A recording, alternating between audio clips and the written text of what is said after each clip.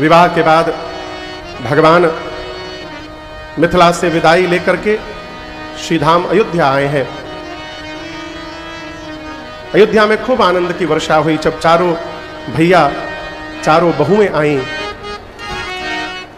एक सप्ताह श्री विश्वामित्र जी अयोध्या में ही वास किए और उसके बाद श्री चक्रवर्ती जी से विदा लिए। कथा तो हम लोग अयोध्या कांड में आज गति करेंगे, परंतु मैं आपको दो चौपाई, अब प्रसंग छिड़ गया तो मैं आपको सुना रहा हूं। बारात जब अयोध्या पहुंची तो जाने के बाद श्री विश्वामित्र जी अयोध्या में 7 दिन तक थे। 7 दिन बाद विदा मांगे, महाराज मुझे विदा करिए। जैसे विश्वामित्र जी ने विदाई मांगी, श्री चक्रवर्ती जी महाराज अपने पूरे परिवार के साथ उनके सामने खड़े हो गए। और ये चौपाई बड़ी अद्भुत चौपाई है माई बाप। मैं जब होश संभाला हूं तब से ये चौपाई मुझे याद है। जानते हैं क्यों? पता है? पहली बार बता रहा हूं। पहले पिताजी कुछ ट्रक खरीदे थे, ट्रक चलते थे कलकत्ता में हम लोग के। तो उस ट्रक के बॉडी पर पिताजी ये चौपाई लिखवाए थे। तो हम लोग बचपन से जब ट्रक आती थी, जाते थे, देखते थे, तो उस पर ये चौपाई पढ़ते थे। उसमें भान नहीं था, पता नहीं था कि क्या लिखा हुआ है, लेकिन याद तब से है। विश्वामित्र जी विदा मांगे, महाराज पूरे परिवार के साथ खड़े हुए और हाथ जोड़कर कहते हैं क्या कि नाथ सकल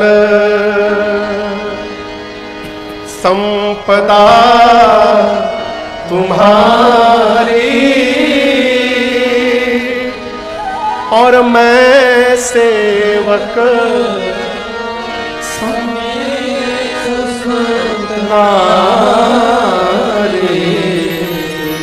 श्री चक्रवर्ती जी बोले, हे नाथ, ये अयोध्या की जो संपदा है, ये संपदा नहीं, ये क्यों सुना रहा हूं ये समझिए। अयोध्या का जो ऐश्वर्य है, उस ऐश्वर्य के लिए महाराज नहीं बोल रहे हैं। किस ऐश्वर्य के लिए बोल रहे हैं? महाराज कह रहे हैं कि हे मुनिवर, मैंने आपको 2 पुत्र दिए थे अपने, और आपने मेरे 2 पुत्रों को लौटाया, तो बदले में 4 बहुओं को साथ में लेकर के आए। आज इन बहुओं के आने के बाद मेरे घर परिवार में जो आनंद उमड़ा है, ये आनंद रूपी संपत्ति आपकी कृपा प्रसादी है, ये आपके कारण है। और मैं अपने पूरे परिवार के साथ आपका सेवक हूं। और इसके बाद चक्रवर्ती जी जो बात कह रहे हैं, यही बात हमको आपको किसी भी संत मुनि से कहना चाहिए। दशरथ जी महाराज बोले कि मुनिवर, मैं चौथेपन में आ गया हूं, क्या पता कल मैं जीवित रहूं कि ना रहूं, कोई अता पता नहीं है, इसलिए मेरी प्रार्थना आप स्वीकार करेंगे? विश्वामित्र जी बोले कहिए। तो महाराज बोले, जब मैं इस धरती पर ना रहूं ना, तो उसके बाद भी आप ये काम करेंगे? बोले कहिए, कौन सा काम? तो महाराज कहते हैं, करब सदा लड़िकन पर छो। मैं जब इस धरती पर न रहूं, तो मेरे न रहने के बाद भी मेरे बच्चों पर इसी प्रकार कृपा बना के रखिएगा। और जब तक मैं जीवित हूं, दर्शन दे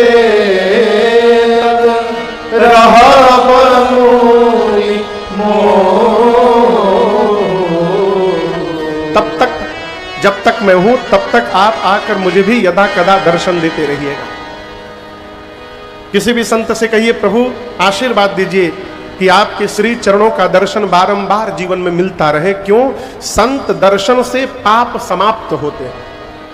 संत दरस जिमि पातक टरई। महाराज ने निवेदन किया, प्रार्थना की। विश्वामित्र जी विदा लेकर गए और यहीं पर गोस्वामी तुलसीदास जी महाराज ने बाल कांड की कथा को पूर्ण किया। कहते हैं, निज गिरा पावन करन कारण राम जस तुलसी कहो, रघुबीर चरित अपार बारिधि पार कवि कौन लेहु।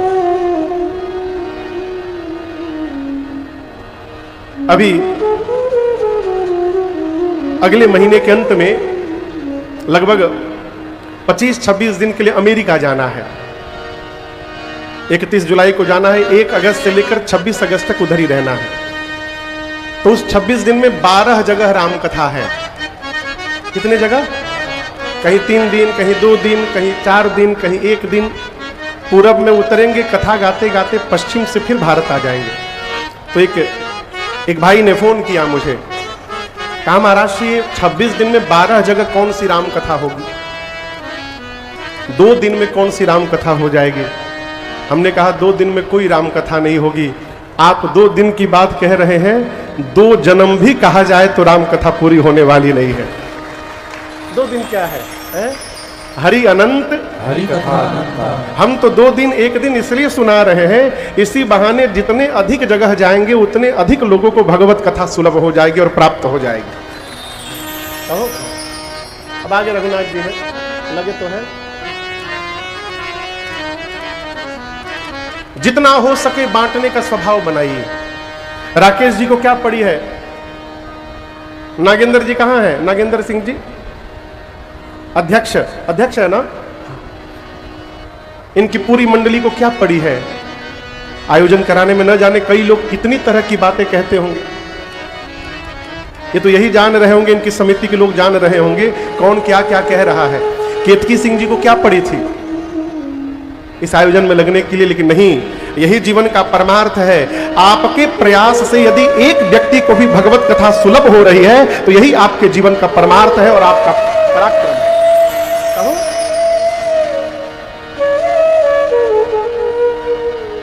गोस्वामी जी कहते हैं, मैंने केवल अपनी जिह्वा को पवित्र करने के लिए निज गिरा पावन करन कारण राम जस तुलसी कहो। मैं केवल अपनी वाणी को पवित्र करने के लिए मैंने भगवान की ये कथा गाई।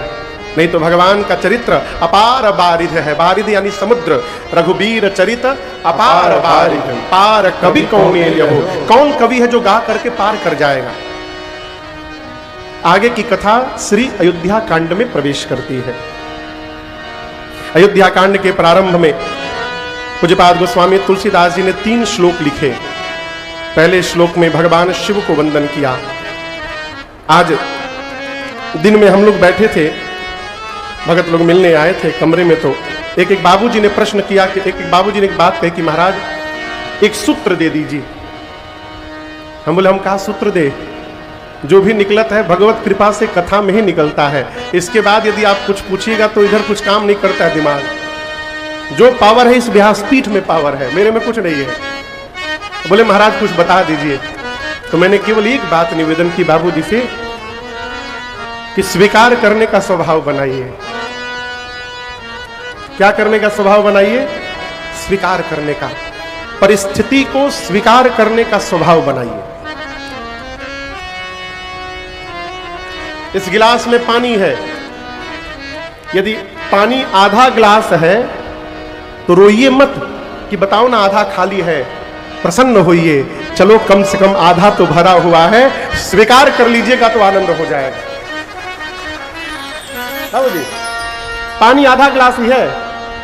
यदि आपके रोने का स्वभाव है तो आप ये सोच के रोइए, बताओ आधा खाली है इसमें। और यदि प्रसन्न होने का स्वभाव है तो ये सोच लीजिए चलो कम से कम आधा तो भरा हुआ है, आप प्रसन्न रहिएगा।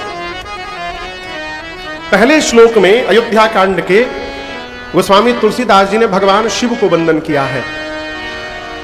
यश्यांके च विभाति भूधर सुता देवा देवा पगा मस्तके भाले बाल विधुर गले चगरलम यस्योरसी व्यालराट। भगवान शंकर को क्यों वंदन किया? लोग कहते हैं महाराज बड़ी समस्या है। अरे घर से बाहर निकलिए, जब सामने वाली की समस्या देखिएगा ना तो आपकी समस्या उसके अगवा हेरा जाएगा। वो ऐसा कौन है जिसके जीवन में कोई समस्या नहीं? और एक बात और याद रखिएगा, कहाँ है भैया? गुड्डू भैया नाम है? हाँ। कहाँ पे? हाँ भैया, किसी महापुरुष के श्रीमुख वचन में सुना रहा हूं, ये मेरे वाक्य नहीं है, किसी महापुरुष से मैंने सुना है, वो सुना रहा हूं। यदि आपके जीवन में कोई समस्या नहीं है तो ये मान के रखिए कि आप गलत रास्ते पे चल रहे हैं। जीवन में कोई समस्या नहीं है आपके तो आपका मार्ग गलत है। सत्य मार्ग पे चलिएगा, धर्म के मार्ग पे चलिएगा तो युग प्रभाव शांत बैठने वाला नहीं है, वो अड़चन समस्या लाएगा ही लाएगा। और समस्या आने पर रोना नहीं है, उससे आगे बढ़ना, उसको झेलना है। हम समस्या को देख कर ना डरे हो, जीवन ऐसा हो कि समस्या हमको देख के डराए। आई बात छोड़ी ना। जीवन में कितनी भी समस्याएं आए, स्वीकार करने का स्वभाव बनाइए। बाबा जैसे भगवान शंकर देखिए ना, कुछ भी नहीं है पास में, लेकिन परम आनंद में जी रहे हैं, हमेशा राम राम राम राम जपते हैं। बाबा के जीवन का राम नाम का भजन ही उनको समस्याओं से परे करके रखा हुआ है। इसलिए भजन को प्रवेश कराइए, स्मरण को प्रवेश कराइए। ये स्मरण आपको समस्या से कब बाहर लेके चला जाएगा पता नहीं चलेगा। दूसरे श्लोक में राम जी के मुख को वंदन किया है। कौन सा मुख? रात्रि में राम जी सुने कि प्रातः काल युवराज बनना है, राम जी प्रसन्न नहीं हुए। प्रातः काल सुने कि वन में जाना है, भगवान दुखी नहीं हुए। प्रसन्नताम यानगता विषेकतः तथा न ममले ऐसा भगवान का मुख जो सर्वकाल एक रस में बना रहता है, गोस्वामी जी कहते हैं वही मुख भक्तों का मंगल करने वाला है, मैं उसको बारंबार वंदन करता हूं। ये दूसरा श्लोक। और तीसरा श्लोक आप में से कई लोगों को स्मरण होगा, आइए साथ में गाते हैं। नीलांबुज श्यामल कोमलांगम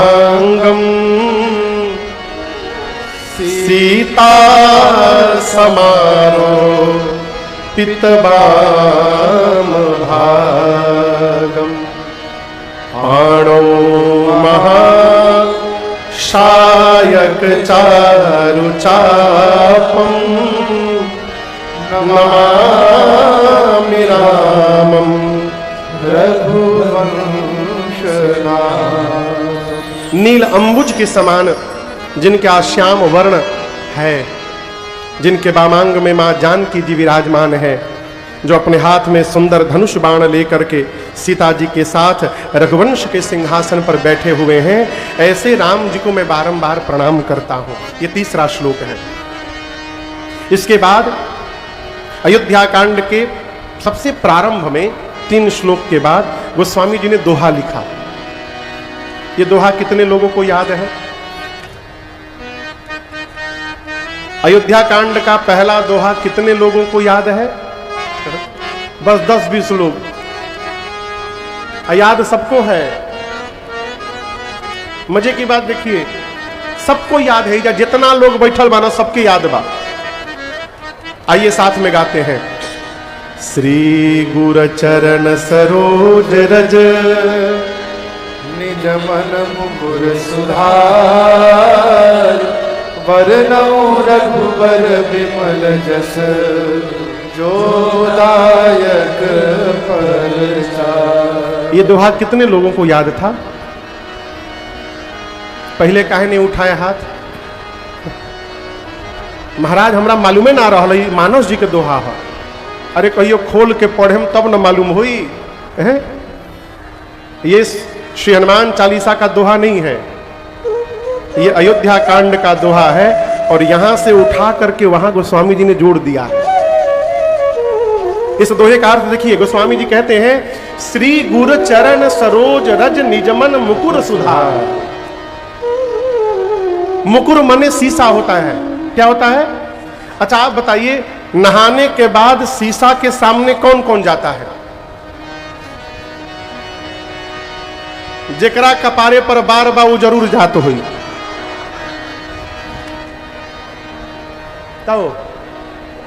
अजय कहिए नहीं कि पंडित जी के कौन काम बा? हाँ, हम उन्हें नहीं बोला था, हमें नहीं बानी। जिसके सिर पर बाल ना हो, सॉरी,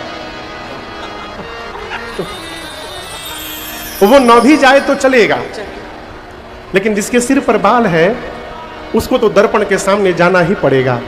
ठीक ना? अब आप कल्पना करिए, आप दर्पण के सामने गए और दर्पण पर मैल लगा हुआ है, तो क्या अपना चेहरा दिखाई देगा? बोलिए, नहीं दिखाई देगा। तो आप क्या करेंगे? कपड़ा ले करके उसको रगड़ रगड़ के साफ करेंगे, ठीक ना। जिस प्रकार दर्पण पर मैल जम जाए तो अपना मुख नहीं दिखाई पड़ता, उसी प्रकार जब मन रूपी दर्पण पर मैल जम जाए ना तो हमको भगवान दिखाई नहीं देते, न उनकी कथा समझ में आती। इसलिए भगवान को देखने का प्रयास बाद में करिए, मन को पहले निर्मल करने का प्रयास करिए। ये मन निर्मल कैसे होगा? गोस्वामी जी कहते हैं, श्री गुर चरण सरोज रज निज मन मुकुर सुधार। सरकार पूज्य अवधेदास जी, एक नया भाव आपको निवेदन करूं।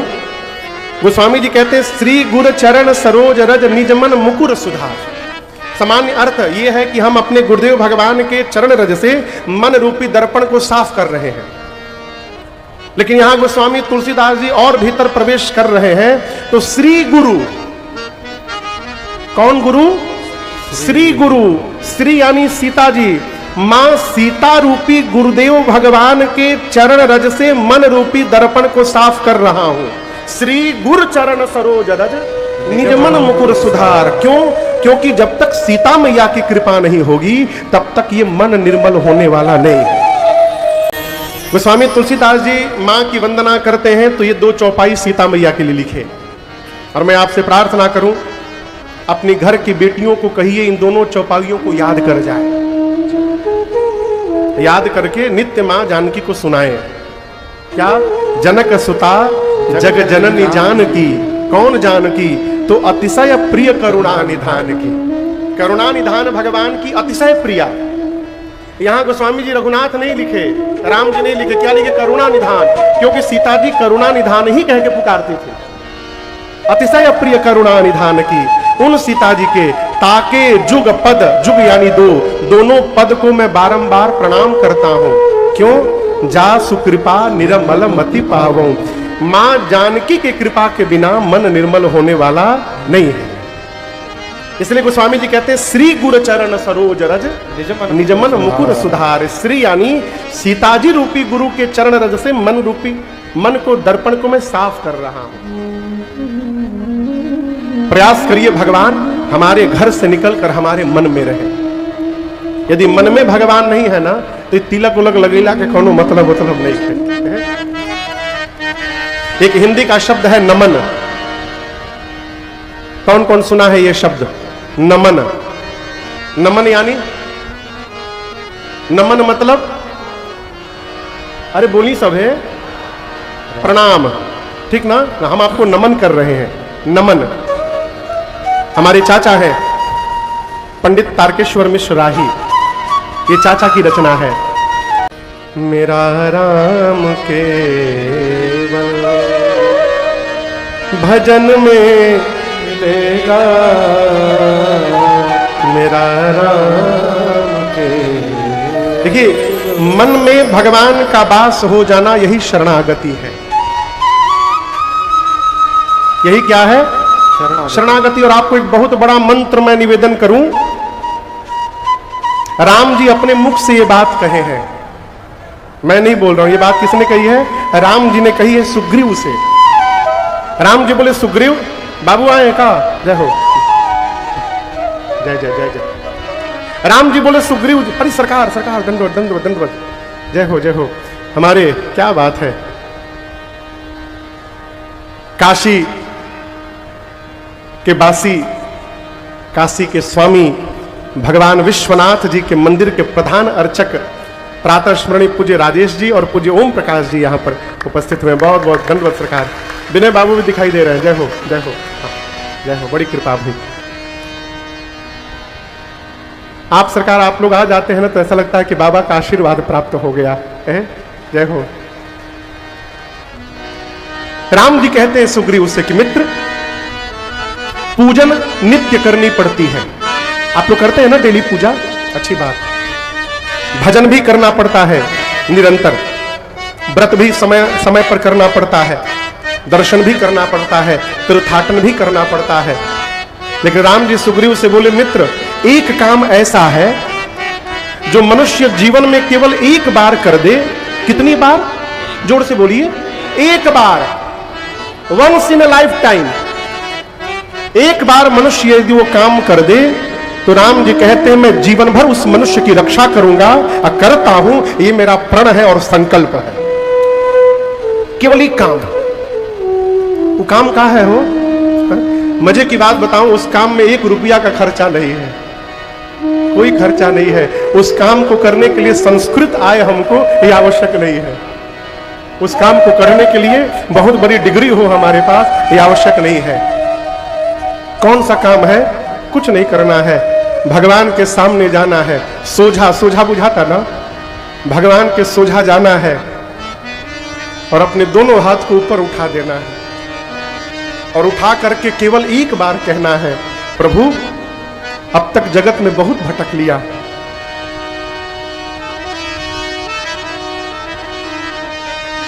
बहुत भटक लिया राज,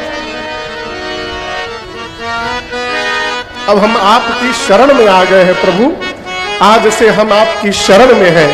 राम जी कहते हैं एक बार जो इस बात को अपने दोनों हाथ को उठाकर कह दे मेरे सामने, मैं जीवन भर उस जीव की रक्षा करता हूं, ये मेरा संकल्प है, ये शरणागति है। और मैं पुनः एक बार कहता हूं, शरणागति शरीर से नहीं करनी है, शरणागति मन से करनी है। शरीर को समाज के व्यवहार में लगाए रखिए, मन को भगवान में लगा के रखिए। सरकार महाभारत का युद्ध चल रहा था, भगवान कृष्ण नित्य प्रातःकाल अर्जुन के रथ के पास जाते थे, अर्जुन के हाथ को पकड़कर रथ पर बिठाते थे और युद्ध के बाद स्वयं पहले कृष्ण उतरते थे और अर्जुन के हाथ को पकड़ के रथ से नीचे उतारते थे। एक दिन युद्ध प्रारंभ हो गया, अर्जुन रथ के पास खड़े हैं, भगवान श्री कृष्ण गायब, युद्ध चल रहा है, भगवान कृष्ण का पता ही नहीं, अर्जुन खड़े रथ के पास।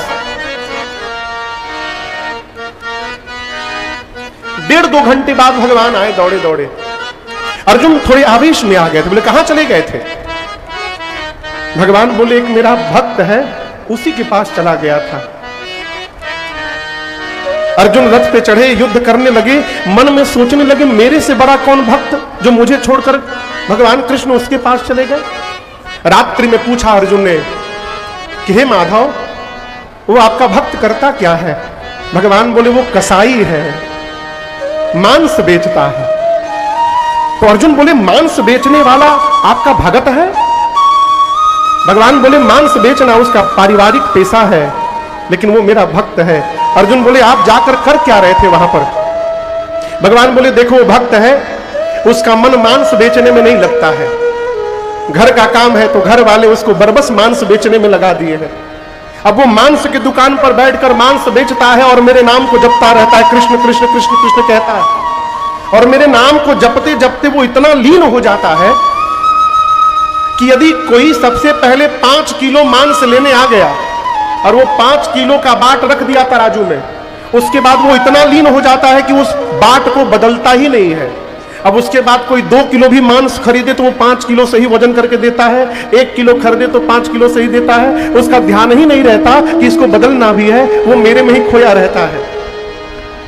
जब उसके व्यापार में हानि होने लगी, नुकसान होने लगा, तो एक दिन उसके घर वाले उसको बहुत पीटे हैं, मुझे बर्दाश्त नहीं हुआ। अर्जुन बोले तो आप जाकर वहां क्या करते हैं? बोले वो सुबह सुबह 2 घंटा मांस बेचता है तो मैं जाता हूं और वो जो बाट रखता है ना तराजू पर, उसी बाट में मैं जा करके बैठ जाता हूं। कोई 1 किलो मांस लेने आता है तो 1 किलो का बन जाता हूं, कोई 2 किलो लेने आता है तो 2 किलो का बन जाता है। हमारा मन कहां है? और मैं आपसे निवेदन करूं, किसी ने हमको कल प्रश्न किया कि महाराज जी हमसे एक अपराध हो गया है, हमसे एक पाप हो गया है, हम भगवान के सामने कैसे जाएं? हम आपको एक बात कहें, भगवान के पास दोष देखने वाला चश्मा ही नहीं है, भगवान अपने भक्त का दोष देखते ही नहीं है। आपको एक घटना सुनाऊं, एक लड़का, एक 8 साल का लड़का अपने घर में उदंडता कर रहा था, शैतानी। मां डांट रही थी, मान जा मान जा, नहीं माना तो मां ने कहा अच्छा ठीक है, आने दो शाम को पिताजी को बोलकर तुम्हारा पांव तुड़वाऊंगी आज मैं। गुस्से में मां बोली, बेटा डर गया, अब तो बाबूजी मारेंगे शाम को। शाम को बाबूजी घर की ओर चले, मिठाई की दुकान के सामने पहुंचे तो गरम गरम इमरती दिखाई पड़ा। पता है कि बेटे को इमरती बड़ा प्रिय है, पिताजी इमरती खरीद लिए बेटे के लिए। थैला में लेके इमरती घर आए, दरवाजा का बेल बजा, बच्चा समझ गया पिताजी आ गए, अब माई बताएगी और पिताजी मुझे मारेंगे। डर के मारे चौकी के नीचे छिप गया। कौन? बेटा चौकी के नीचे छिप गया। अब माई कहाँ बताने जाए हो, माई तो झूठे हड़काती रहती है। पिताजी आए, कमरे में बैठे, माई गई भीतर पानी लेने। अब पिताजी बच्चे को इमरती खिलाने के लिए आवाज देने लगे, कहाँ हो बाबू, बाहर आओ। बेटा क्या सोच रहा है, लगता है माई बता दी है, पिताजी कूटने के लिए बुला रहे हैं। पिताजी बुला रहे इमरती देने के लिए, बेटा अपना कर्म बिगाड़ लिया है तो उसको लग रहा है कि पिताजी मारने के लिए बुला रहे हैं। हमारी आपकी यही गति है, भगवान हम लोगों को प्यार करने के लिए बुला रहे हैं। हम इतना कर्म बिगाड़ लिए हैं कि हमको लग रहा है जाएंगे तो वहां पर सजा मिल जाएगी हमको, इसलिए हम पहुंच नहीं पा रहे वहां पर। राम जी कहते कोटि विप्र बदला गई जाहू, एक दो नहीं 1 करोड़ ब्राह्मण की हत्या का पाप भी जिसके सिर पर लगा हो, यदि मेरी शरण में आ जाए तो मैं उसके अपराध को क्षमा करके उसको अपनी शरण में स्वीकार कर लेता हूं। ये मेरे राम जी का स्वभाव है। कौन मिलेगा हो ऐसो को उदार जग को उदार। इसलिए शरणागति भाव में रहिए माई बाप।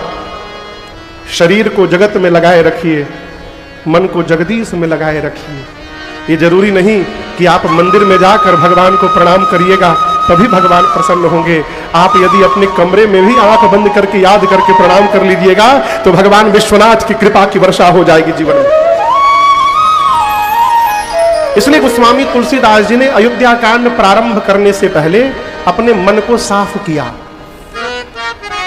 और उसके बाद अयोध्या कांड की कथा प्रारंभ करते हैं।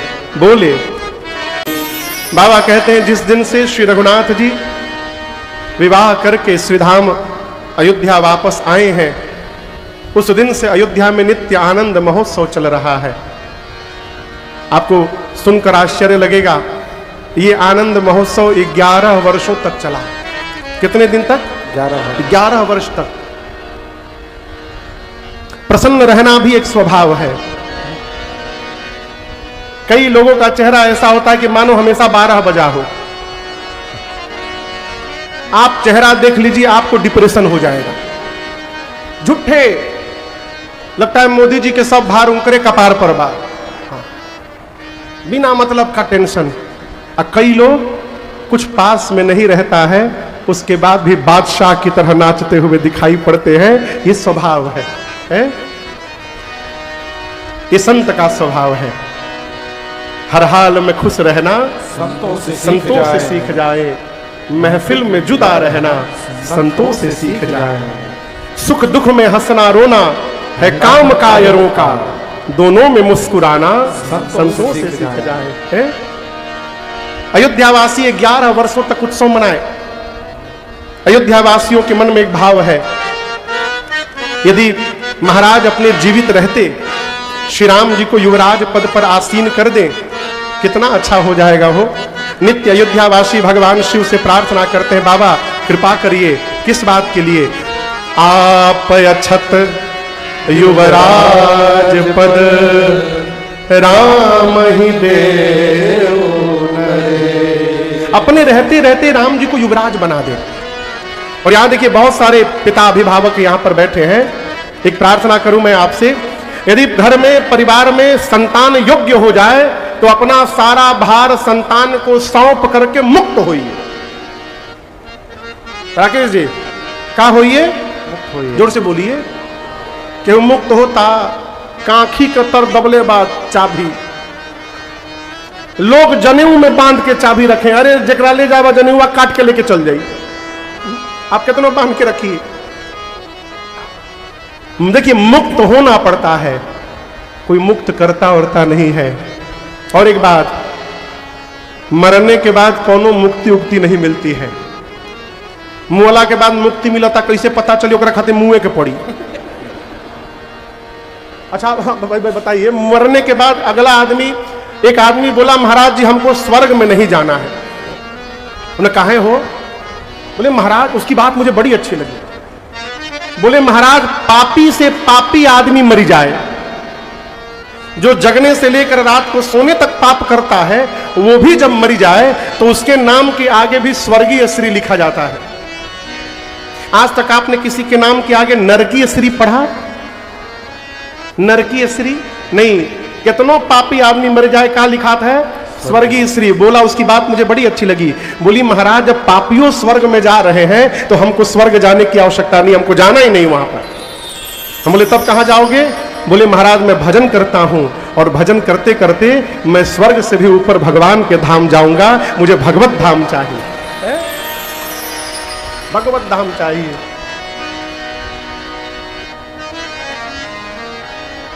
अयोध्या वासियों के मन में भाव है कि महाराज अपने जीते जी राम जी को युवराज बना दे, लड़का लायक हो जाए तो सौंप करके भजन करिए, मुक्त होइए। लोग सौंपते काहे नहीं? महाराज लुटा के बर्बाद कर दी, रउआ अमृत पी के आयल बनिका। यदि आप रात को चले गए तो काल से क्या आबाद करी? और आपके सामने यदि बर्बाद करेगा तो संभालने के लिए पीछे आप खड़े रहेंगे, आपके पीछे बर्बाद करेगा तो कौन संभालेगा उसको? इसलिए संतान योग्य हो, सौंपिए, मुक्त होइए, भजन करिए। महाराज के मन में भाव आया राम को युवराज पद पर आसीन करना चाहिए।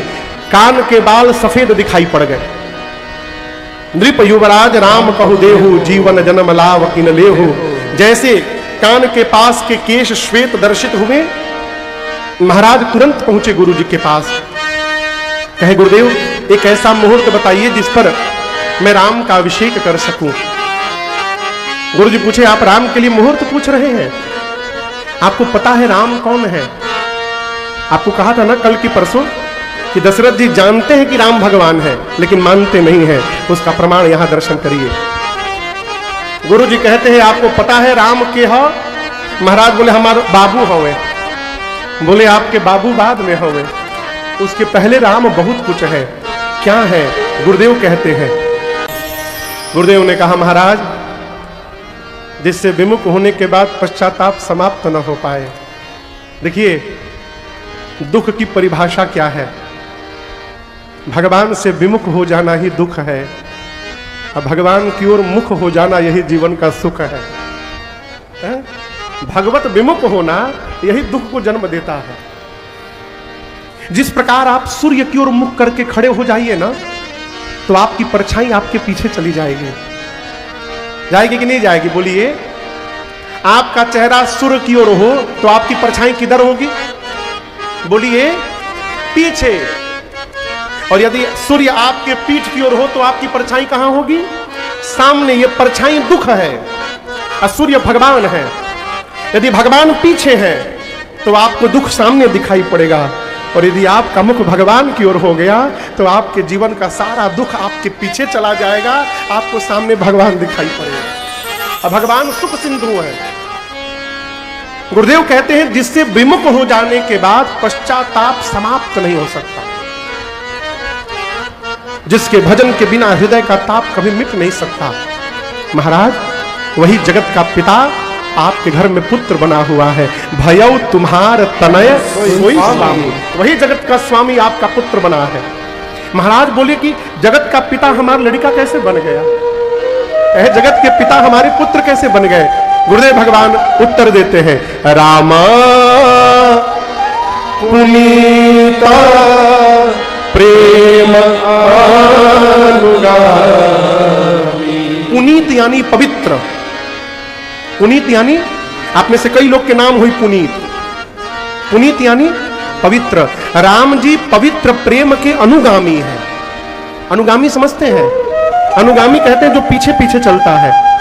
भरत जी राम जी के अनुगामी हैं, शत्रुघ्न जी भरत जी के अनुगामी हैं, राम जी पवित्र प्रेम के अनुगामी हैं। पुनः एक बार कह रहा हूं, ज्ञानी बनिएगा तो आप भगवान के पीछे दौड़िएगा, प्रेमी बन जाइएगा तो भगवान आपके पीछे दौड़ना प्रारंभ करेंगे। यहां गुरुदेव भगवान कह रहे हैं राम पुनीत प्रेम अनुगामी। वो आपके प्रेम के कारण आपके पुत्र बने हैं महाराज। और मैं कह रहा हूं मुहूर्त पर राम का अभिषेक नहीं होगा, आप जिस समय राम का अभिषेक कर देंगे वही श्रेष्ठ मुहूर्त बन जाएगा। इसलिए महाराज तुरंत करिए। कब करिए? बोलिए, तुरंत करिए। बेगी विलंब न करिय नृप, साजिय सहुई समाज, सुदिन सुमंगल तब ही जब राम होई जुबरा। तुरंत करिए महाराज। कथा आप सब लोग जानते हैं। महाराज ने निर्णय किया कि मैं कल करूंगा। कब करूंगा? जोर से बोलिए, जोर से बोलिए, कल करूंगा। देखिए, मैं आपसे निवेदन करूं, केतकी जी, जीवन में कभी भी कोई सत्कर्म करने का भाव जगे ना, तुरंत करिए, तुरंत करिए। कल का हो जाएगा कोई नहीं जानता है। क्यों जानता का कल का होए? इसलिए तुरंत करिए। सत्कर्म का भाव जगे, तुरंत करिए। महाराज से गुरुदेव ने कहा कि महाराज आप मुहूर्त मत पूछिए, तुरंत अभिषेक करिए। महाराज का सोचे कल करूंगा। और हम, मैं आपसे कहूं, इसी कल ने श्री चक्रवर्ती जी को बेकल बना दिया हो। कल तो आया परंतु उनके जीवन में नहीं आ पाया। रात भर में सब हो गया। मंथरा ने जाकर मां कैकेयी को ऐसा पढ़ाया है, ऐसा पढ़ाया है, राम जी की इच्छा से मां कैकेयी मंथरा की बात में आ गई। राम जी की इच्छा से। इस बात पर मैं विशेष जोर दे रहा हूं। किसकी इच्छा से? राम जी की इच्छा से। मां, मैं आपको एक उत्तर दूं। जिस समय मंथरा ने आकर कहा कैकेयी से, मां कैकेयी से, क्षमा करिएगा प्रभु, मां कैकेयी से कहा मंथरा ने आकर के कि दिन रात तुम सोती रहती हो, अपने पति को अपने बस में जानती हो, तुमने अपने पति महाराज दशरथ का छल नहीं देखा, तुम्हारे पीछे जाल रचा गया और राम को युवराज बनाया जा रहा है।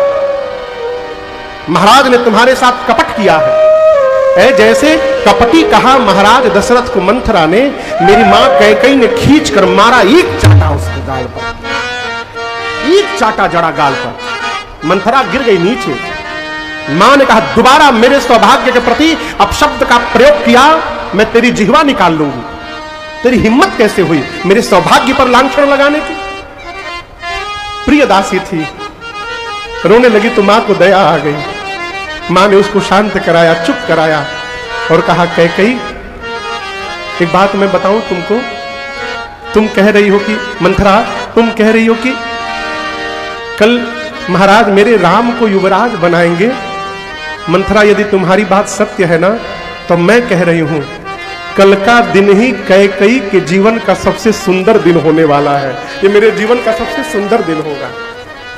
मां कहती है मंथरा, एक बात मैंने किसी को नहीं बताया है, महाराज को भी मैंने नहीं बताया है, आज पहली बार मैं तुमको बता रही हूं। मैं नित्य जब पूजन करने बैठती हूं ना, तो भगवान से नित्य एक ही बात मांगती हूं, एक ही वरदान मांगती हूं। कहती हूं प्रभु एक कृपा करिएगा, अगली बार जब मुझे जन्म दीजिएगा ना, तो राम को मेरी कोख से जन्म दीजिएगा और सीता को मेरी बहू बना करके भेजिएगा। इसके अलावा मैंने जीवन में कुछ मांगा नहीं कर। अब मेरा प्रश्न है कि राम जी को जो मां कैकेयी इतना प्रेम करती है, वो मां कैकेयी राम जी को वन में भेजेंगी? ये संभव है क्या? इसलिए मां कैकेयी ने जो कुछ भी किया वो राम जी की इच्छा से किया, अपने मन से नहीं किया। इस बात को हमेशा याद रखिएगा। आपके लिए अपने जीवन में कलंक वही ले सकता है माई बाप, जो आपको अपने प्राण से अधिक प्रेम करता हो, वही आपके लिए कलंक ले सकता है। राम जी के लिए मां कैकेयी ने कलंक ले लिया। रखा नहीं निज को किसी काम का, लेकिन राम को राम बना दिया। मां ने अपने आप को समाप्त कर डाला। और आप सब जानते हैं चक्रवर्ती जी से मैया ने 2 वरदान मांग लिए। राम के स्थान पर अपने पुत्र भरत के लिए राज सत्ता। मां ने भरत भैया के लिए राज सत्ता मांगी ना, इसमें ना समझिएगा कि मां का स्वार्थ था। देखिए, हर मां, धरती की हर मां यही चाहती है कि उसका बेटा संसार में श्रेष्ठ बेटा बने। हर मां की यही कामना है। भरत जी के लिए मां ने, कैकेयी ने राज सत्ता क्यों मांगी?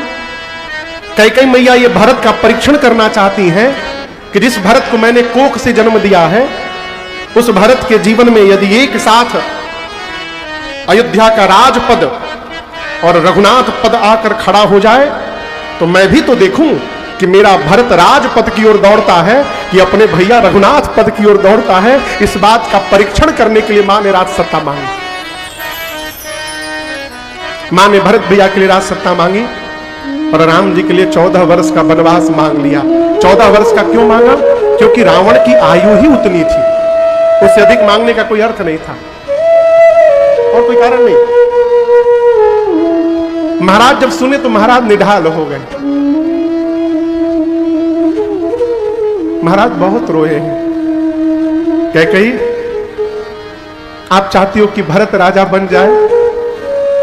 कुछ दिनों की मोहलत दे दो, मैं भरत को बुलाता हूं ननिहाल से, उनके तुम्हारी आंखों के सामने उनको राजा बना दूंगा, इसमें मुझे कोई आपत्ति नहीं है। आपत्ति तो एक बात से है, क्या? कि बरदूसर असमंजस मांगा। आपने जो दूसरा वरदान मांग लिया है ना, उसने मुझे असमंजस में डाल दिया है। कैकेयी, मछली पानी के बिना जीवित रह सकती है, सर्प मणि के बिना व्याकुल ना हो, यह संभव हो सकता है, परंतु यदि राम जीवन से निकल के चले गए तो मेरा प्राण नहीं बचेगा। यदि तुम मुझे मारना चाहती हो तो मैं कहता हूं, उठाओ तलवार, मेरा सर धड़ से अलग करके मुझे मार दो, परंतु राम के वियोग में मेरा प्राण मत जाने दो तुम। मां अपने को निष्ठुर बना के बैठी है। मां ने कहा, महाराज आप कहते हैं राम बन जाएंगे तो आप मर जाएंगे, तो मेरी बात सुनिए, अब मरना तय है, अब मरना तय है। राम यदि बन जाएंगे तो आप मरेंगे, मुझे कलंक लगेगा। बाबू, राम बन जाएंगे, आप मरेंगे, मुझे कलंक लगेगा। और मेरा प्रण सुनिए, होत प्रात मुनिवेश धरि जौन राम बन जाए। यदि कल प्रातः काल होने तक राम बन नहीं गए तो मैं मरूंगी और आपको कलंक लगेगा। मोर मरण राउर अजस नृप समुझिय मनमा। अब तो मरना तय हो गया है महाराज। राम बन जाएंगे तो आप मरेंगे, मुझे कलंक लगेगा, नहीं जाएंगे मैं मरूंगी, आपको कलंक लगेगा। प्रभु, मैं स्त्री हूं, घर के भीतर मुझे रहना है, मुझे कलंक लग जाएगा तो मैं घर के भीतर जीवित रह सकती हूं। आप पुरुष हैं, आपको घर के बाहर रहना है। कलंकित जीवन लेकर समाज में कैसे जी पाइएगा आप? कलंक के जीवन से अच्छा है मृत्यु को वरण कर लिया जाए। महाराज समझ गए कि कैकेयी चाहती है कि मैं मर जाऊंगा। राम जी को पता चला, कैकेयी मैया ने राम जी को सब बता दिया। मैं आपको बताऊं, जब राम जी सुने ना कि मां ने मेरे लिए वनवास मांग लिया है, राम जी कैकेयी मैया के आगे नाचने लगे, नाचने लगे।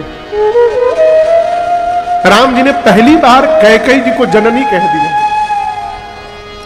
और मैं बताऊं, कैकेयी इस शब्द को सुनने के लिए भगवान से अगला जन्म मांग रहे थे कि राम मेरी कोख से जन्म लेकर मुझे जननी कहे। राम जी के लिए मां ने जैसे वनवास मांगा, उस इच्छा को राम जी ने इसी जन्म में पूरा कर दिया हो। कैकेयी जी को जननी बोल दिए। राम जी बोले, कैकेयी मैया कितनी प्रसन्न हुई होंगी हो जब राम जी उनको जननी बोले होंगे। है? राम जी के साथ सीता मैया चलने को तैयार हो गई, लक्ष्मण भैया चलने को तैयार हो गए, और सवेरे सजीवन साज समाज सब बनिता बंधु समेत, बंद विप्र गुर चरण प्रभु चले करी सबही अचेत। बलकल वस्त्र धारण करके मैया और भैया के साथ भगवान परिवारी जनों को प्रणाम करके, पिताजी को प्रणाम करके गुरु आश्रम की ओर चल पड़े। गुरुदेव भगवान को जाकर राम जी ने प्रणाम किया, ब्राह्मणों को बुलाकर वर्षासन दिया, याचकों को दान दिया, और गौरी गणपति भगवान का स्मरण करके राम जी चल पड़े। अयोध्या की प्रजा राम जी के पीछे पीछे दौड़ने लगी। चक्रवर्ती जी ने सुमंत जी को कहा कि रथ लेकर जाओ और रथ पर बिठाकर 4 दिन वन दिखा करके शीघ्र वापस ले आना। राम जी, सीता जी, लक्ष्मण जी रथ पर बैठे, अयोध्यावासी रथ के पीछे पीछे दौड़ रहे हैं। पहले दिन तमसा नाम की एक नदी है,